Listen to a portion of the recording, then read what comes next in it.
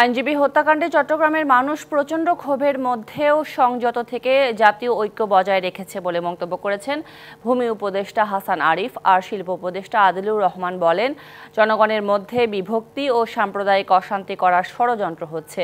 সন্ধ্যায় নগরী সার্কিট হাউসে জুলাই বিপ্লবে শহীদ পরিবার ও বৈষম্য বিরোধী ছাত্রদের সাথে মত বিনিময় সভায় দুই উপদেষ্টা কথা বলেন। এ সময় ভূমি উপদেষ্টা বলেন, চট্টগ্রামে ধর্মীয় উস্কানিকে কাজে লাগিয়ে পরিস্থিতি অশান্ত করতে চক্রান্ত হয়েছে।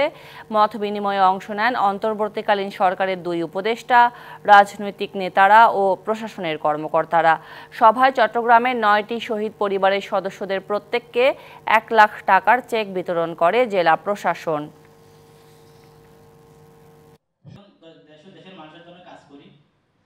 চট্টগ্রামের মানুষ সংযত থেকেছে, কোনো ধরনের উস্কানিতে তারা কান দেয়নি।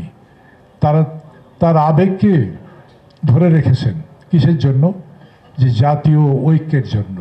বাংলাদেশের সমস্ত প্রান্তরে যখন মানুষ আবার ঐক্যবদ্ধ হচ্ছে, চট্টগ্রাম সেই ঐক্যের পথ দেখিয়ে দিয়েছে।